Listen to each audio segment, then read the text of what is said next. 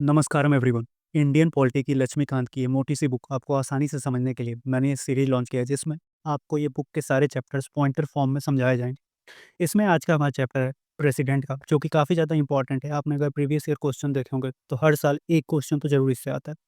तो चलिए बात करते हैं और सबसे पहले जानेंगे कि प्रेसिडेंट का क्वालिफिकेशन क्या होता है। तो सबसे पहले उन्हें इंडिया का सिटीजन होना चाहिए, तो उसके बाद से 35 साल से अधिक का एज होना चाहिए।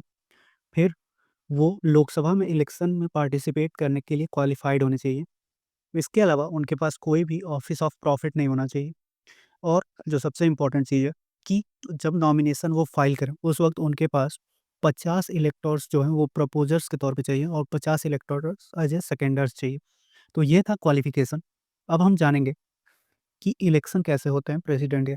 तो अगर प्रेसिडेंट की इलेक्शन की बात की जाए तो ये किया जाता है system of proportional representation bye means of single transferable vote. तो ये चीज़ें हैं। इसके अलावा अगर बात करें कि इनकी वोटिंग में तो वोटर्स कौन होता है, तो इसमें हम लोग नहीं पार्टिसिपेट करते हैं। ये एक इनडायरेक्ट वोटिंग होता है, जिसमें हमारे द्वारा जो लोग चुने गए हैं वो करते हैं। जैसे लोकसभा में जो लोग चुन के जाते हैं वो, राज्यसभा में जो लोग इलेक्टेड हैं वो लोग वोटिंग करते हैं। इसके अलावा स्टेट असेंबली में जो लोग हैं वो, ना कि स्टेट असेंबली नहीं बल्कि काउंसिल के जो लोग हैं वो नहीं पार्टिसिपेट करते। इसके अलावा आपको पता है कि हमारी 2 यूनियन टेरिटरीज़ हैं जहाँ पे लेजिस्लेटिव असेंबली है वहाँ का, दिल्ली और पौंडुचेरी। तो यहाँ भी जो लोग इलेक्टेड हैं वो लोग पार्टिसिपेट करते हैं इनके वोटिंग में। इसका साफ-साफ मतलब ये भी है कि जितने लोग नॉमिनेट किए जाते हैं ये लोग पार्टिसिपेट नहीं करते हैं इस इलेक्शन में। इसके अलावा अगर इलेक्शन से रिलेटेड कोई भी त्रुटि पाई जाती है तो उसमें सुप्रीम कोर्ट ही इंटरफेयर कर सकता है और उसके ऊपर अपने कि जो एक देते हैं जस्टिस प्रोवाइड करना, वो कर सकता है। इसके अलावा अगर बात करें कि कोई भी काम अगर कोई प्रेसिडेंट करता है अपने कार्यकाल में और उसी दौरान उसे सुप्रीम कोर्ट डिस्क्वालीफाई कर देता है, तो जो भी काम उसके डिस्क्वालिफिकेशन से पहले किए गए रहेंगे, वो चीज़ें फ़ोर्स में रहेंगी, यानी वो चीज़ें इनवैलिड नहीं घोषित की जाएँगी। तो ये था अब उनके इलेक्शन के बारे में। अब हम बात करेंगे कि प्रेसिडेंट को इम्यूनिटीज़ किस-किस चीज़ों में मिलती है। तो सबसे पहले इम्यूनिटी मिलती है कि जो भी वो ऑफ़िशियल काम करते हैं, उसके लिए कोई भी उनके खिलाफ लीगल प्रोसीडिंग्स नहीं होंगी। इसके अलावा उनके ऊपर कोई भी सिविल प्रोसीडिंग नहीं होगी, भले ही वो चीज़ें अपने पर्सनल एक्ट्स में ही किया हो उन्होंने। उन्हें ना तो अरेस्ट किया जा सकता, ना ही उन्हें जेल दी में भेजा जा सकता। इसके अलावा जो सिविल प्रोसीडिंग्स होती हैं, उसमें उन्हें कम से कम 2 महीने की नोटिस देनी पड़ेगी, फिर वो प्रोसीडिंग्स स्टार्ट होगी। तो ये था प्रेसिडेंट की इम्यूनिटीज़ के बारे में। अब हम बात करेंगे कि प्रेसिडेंट का जो टेन्योर होता है वो कितने साल का होता है और कैसे होता है। तो अगर इसके बारे में बात करें तो 5 साल का उनका टेन्योर होता है। इसके अलावा वो अपना रेजिग्नेशन वाइस प्रेसिडेंट को देते हैं। और अगर बात करें तो वो जो उनका री-इलेक्ट होने का होता है कि किसी का फिक्स होता है। अमेरिका में प्रेसिडेंट का फिक्स है कि 2 ही बार वो प्रेसिडेंट हो सकते हैं, लेकिन इंडिया में किसी भी नंबर या कितने भी टाइम वो बन सकते हैं। उनका जो रिमूवल होता है वो केवल इम्पीचमेंट के थ्रू ही होता है। इम्पीच किया जा सकता है, इसके बारे में भी आगे हम पढ़ेंगे कि इम्पीचमेंट कैसे होता है। इसके अलावा जब तक नेक्स्ट प्रेसिडेंट अपनी गद्दी नहीं सँभाल लेता, तब तक वो इस पद पे बने रहते हैं और कार्यभार सँभालते हैं। तो अब हम चलते हैं इम्पीचमेंट प्रोसेस के बारे में कि ये कैसे होता है। तो अगर इम्पीचमेंट प्रोसेस की बात करें तो इसमें उनका एक ये होता है कि अगर वो कॉन्स्टिट्यूशन का वायलेशन करते हैं तभी उनके साथ ऐसा किया जाता है। तो इसको जो चार्ज होता है इम्पीचमेंट का, ये हमारी पार्लियामेंट के जो 2 हाउसेस हैं, राज्यसभा, लोकसभा, इनमें से कहीं भी की जा सकती है।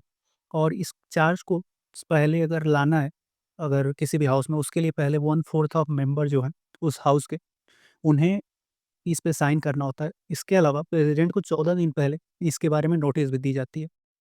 इसके बाद से ये चीज़ें जब हाउसेस में पहुँचती हैं तो वहाँ 2/3 मेजॉरिटी से पास होगी, फिर ये नेक्स्ट हाउस में जाएगी और वहाँ भी इसमें 2/3 मेजॉरिटी चाहिए होता है, यानी दोनों हाउसेस में 2/3 मेजॉरिटी से अगर पास होता है, फिर जाके प्रेसिडेंट इम्पीच होते हैं।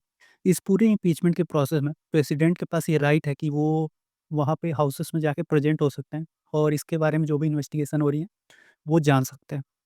तो ये था इम्पीचमेंट प्रोसेस। अब हम चलते हैं कि प्रेसिडेंट के पास वीटो पावर क्या होती है। तो वीटो पावर की बात करें तो पहले एक होता है एब्सोल्यूट वीटो। इसमें होता ये है कि जो भी बिल्स होते हैं, उन्हें विथहोल्ड कर सकता है एक्सेप्ट कॉन्स्टिट्यूशनल अमेंडमेंट्स बिल्स।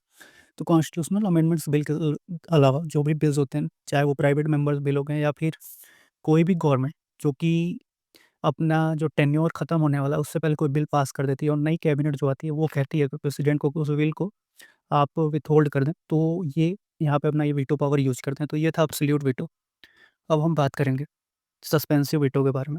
तो सस्पेंसिव वीटो जो होता है, ये एक्सरसाइज़ होता है जब वो किसी भी बिल को रिटर्न कर देते हैं पार्लियामेंट को रिकंसिडरेशन के लिए। लेकिन अगर दोबारा से इस बिल को पास करके उनके पास भेजा जाता है, तो उन्हें इस पे अपना असेंट देना होता है। इसके अलावा अगर बात करें, तो जो सस्पेंसिव वीटो है, ये मनी बिल के केस में नहीं अप्लाई किया जाता। तो ये था सस्पेंसिव वीटो। अब हम बात करेंगे पॉकेट वीटो, जो काफ़ी ज़्यादा इम्पोर्टेंट है। तो ये जो वीटो है, इसमें ना तो वो बिल को वापस भेजते हैं, ना ही रिजेक्ट करते हैं, ना ही उसमें कोई चेंजेस करने की बातें करते हैं। ये बिल को वो अपने पास इंडेफिनिट पीरियड के लिए रख लेते हैं। ये पॉकेट वीटो इस साल के प्रीलिम्स 2024 का क्वेश्चन भी रह चुका है। इसके अलावा अगर बात करें, तो इसके लिए कोई भी लिमिट्स नहीं दिया गया है कॉन्स्टिट्यूशन के अंदर। इसे एक्सरसाइज़ किया गया था जेल सिंह, जो कि हमारे प्रेसिडेंट हैं, उनके द्वारा 1986 में, जब राजीव गांधी की गवर्नमेंट ने पोस्ट ऑफिस बिल लाया था, जिसमें वो प्रेस के फ्रीडम को रिस्ट्रिक्ट करने की कोशिश कर रहे थे। तो ये था हमारी तरफ से।